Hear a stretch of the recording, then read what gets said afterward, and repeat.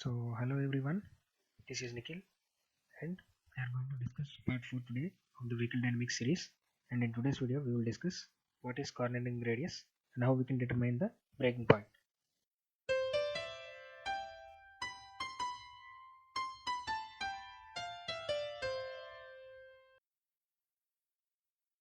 So, in the first parts of the videos, we obtained velocity v using the formula v is equal to u plus at. So, in that videos, we took t is equal to 1 second. That is the time step size.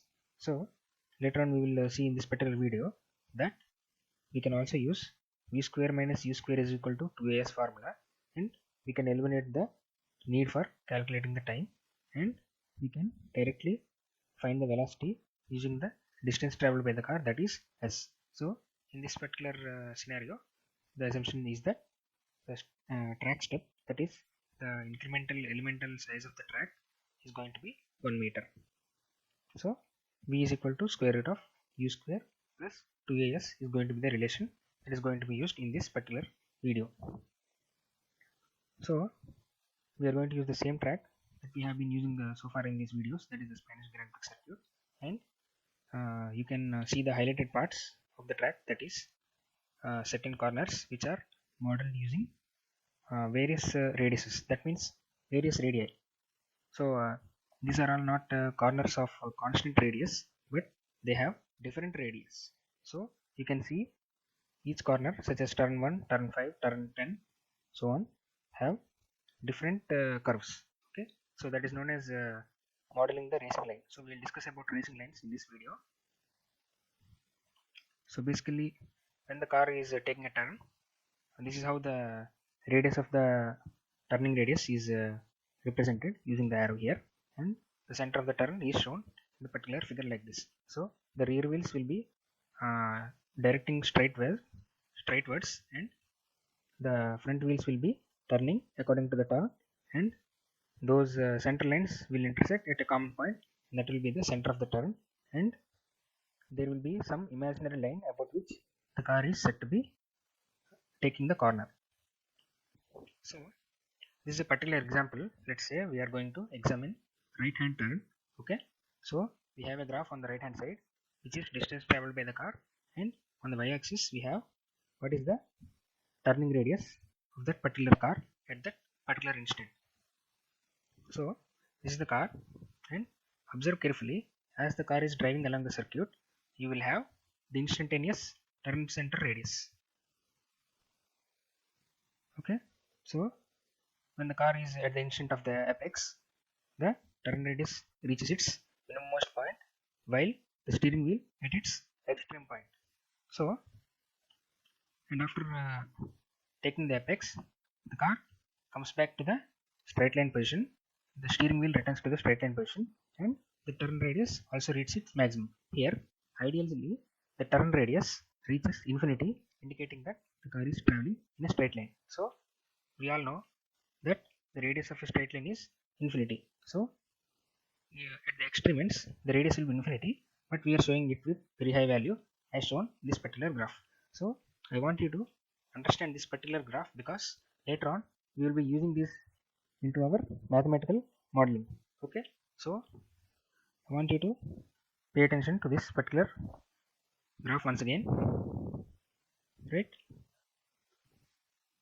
So the car is taking the apex at its minimum most radius, and it is exiting the corner and coming back to the straight line position. So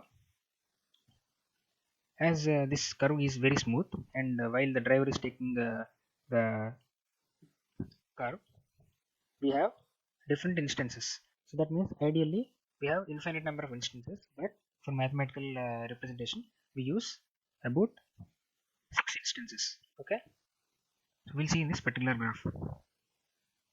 So let's first try to represent what is the radius of the inner line. So there will be outer line and an inner line for a racing line. Okay, for a racing curve. Okay, so those two are represented as shown in the graph, right? But we are going to observe that the sharpest radius that the car takes will always be greater than the turn radius of the curve itself. Okay, so the driver actually positions the car from the outside, and then he takes the apex from the inside, and then he accelerates down the street again, going to the outside. So by doing so, you are increasing the turn radius so that you can take the corner at the greatest possible speed. So now let's observe this very carefully, step by step. So let's say at this particular instant the radius of the car is r1, and we plot that on the right hand side like this. And when the car moves ahead, and when the steering wheel turns a little bit, then the radius gets reduced to r2, and r2 is less than r1. So similarly, the car moves just into the apex, and we have r3, and r3 is further less than r2. Okay, so like this till you reach the apex, the radius of curvature actually reduces and the curve gets sharpened. After you hit the apex, you reach the sharpest possible point, that is indicated by rs. Okay, and after rs, the radius again starts increasing to r4, and finally you have r5 and r6. Okay, so the radius increases to its maximum, and at this particular instant the radius is actually infinity, but we are trying to indicate it with r6 here. So but even though r1 and r6 are infinity, while mathematical modeling we take r2 as the practical limiting criteria, as r2 will have a finite value while r1 has infinite value. Similarly, r5 will have finite value while r6 is infinity. So now let's try to obtain the breaking point. So you have a straight track, and then you have a curve ahead. So whenever there is a curve ahead, you cannot go at the maximum possible speed, because we already discussed in part 1 that if you exceed the speed while taking a corner, there is a chance that you will lose grip, and there is a chance that the car will skid. So let's consider that the total straight track length is 1000 meters, and the car is entering the street with an initial velocity v1, right? And the radius r2 of the particular curve is r2, and it has a limiting velocity of v2 corresponding to the radius of the curve. Okay, so you have to accelerate on the straight, but you should again make sure that after the end of the straight you reach the limiting velocity. That means you need to again brake into the corner accordingly and at the right place. So you need to determine this acceleration length, that is x. So out of the 1000 meters, for how much length you should accelerate your car, and for how much length you should apply braking. So this is how it is represented. So if the total length is LE, you will have braking length LE minus x. So like I said in the part 1, the limiting velocity v2 is dictated by the radius of the incoming corner, right? This is how the approach is. We initially start with acceleration of 100 meters and braking length of 900 meters and see what is the result. So the speeds at the end of the acceleration and the speed at the beginning of the deceleration are not matching in this particular case, and there is a gap. So that means our simulation is wrong. So like that, you start increasing the acceleration length and you start decreasing the braking length. So now you increase the acceleration length to 300 meters and the braking length to 700 meters, and again you run the simulation. So you have reduced the gap, but still both the speeds are not matching. Similarly, you run and you reach a final perfect point where both the acceleration speed at the end of the acceleration, I mean the top speed at the end of the acceleration and the speed at the beginning of the deceleration, both are matching. So that means you can permit up to 1% error, okay, due to some calculation inaccuracies. There may be some errors, but we use an error criteria of less than 1%. So you can further increase the acceleration length, but you will again have a steep step like this shown in blue, where the speeds are again not matching. So you do not know exactly at what length you will reach the minimum 1% error criteria. So for that we use LE, right?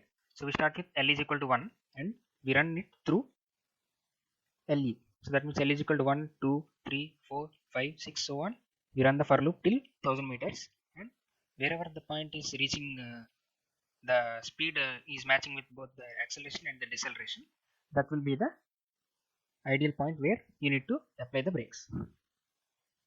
So in our particular example again, we will consider turn 1, that is coming out of the main state of the Spanish Grand Prix circuit.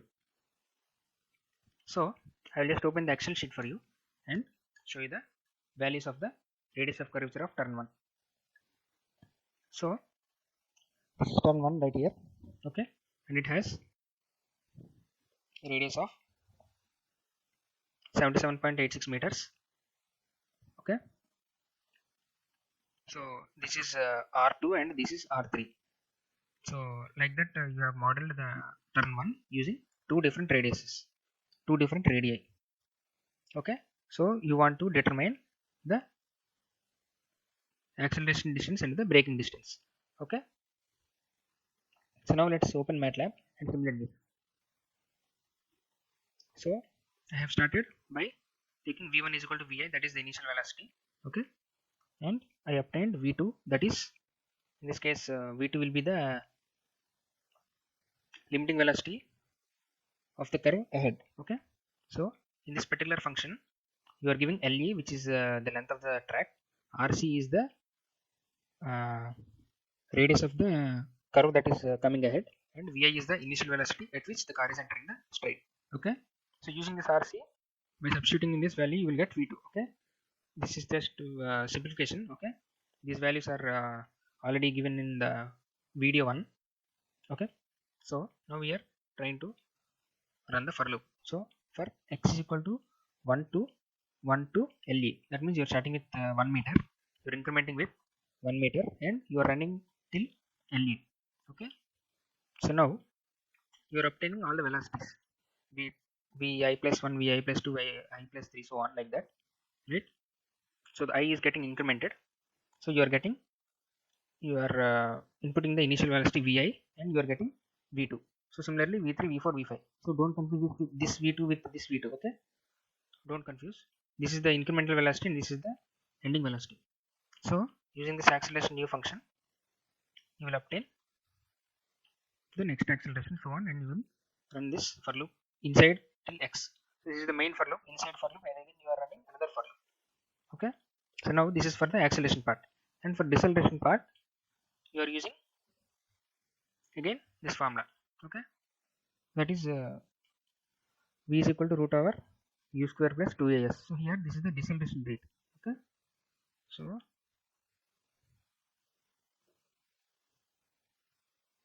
deceleration,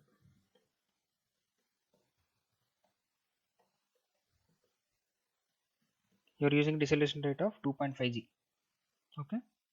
So 2.5 into 9.81 will give you a value of 24.52. That is the standard deceleration rate I am using, okay. So in the later part of the videos I will discuss what is the ideal value at which you can brake, okay. That is topic for another video, but for now let's stick that the car is decelerating with a constant deceleration rate of 2.5 g, okay. So now that is we obtained V4, okay. So if you go back to the slide again, so this particular point here, this is your V3, okay, and this is your V4. So you are comparing V3 with V4, right. See, if absolute value of V3 minus V4 divided by V4, that is percentage error, if that is less than 1, you are outputting the values, okay.